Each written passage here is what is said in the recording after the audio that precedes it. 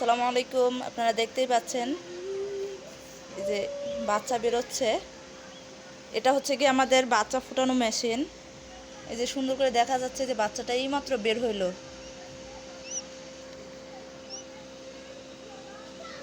দেখছেন এই যে খোল, এই যে বাচ্চা নড়তেছে।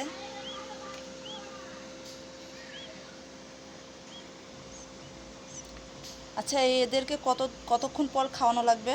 24 ঘন্টা পর পর খাওয়াতে হয়। 24 ঘন্টা পর থেকে গ্লুকোজ পানি, তার 12 ঘন্টা, তার 5-7 ঘন্টা পরে খাবার। দেখতে পাচ্ছেন এখানে খুব বেশি না, 100টা ডিম দেওয়া আছে। তুমি কি ঠুকাও? এই যে দেখছেন কত সুন্দর বাচ্চা। এই যে এই দেখেন। হাত দিয়ে ধোয়ার দরকার নেই, এগুলো হচ্ছে এই যখন খালি কোনোটা বের না হয় তখন সেগুলো বের করে দিতে হয় আর কি।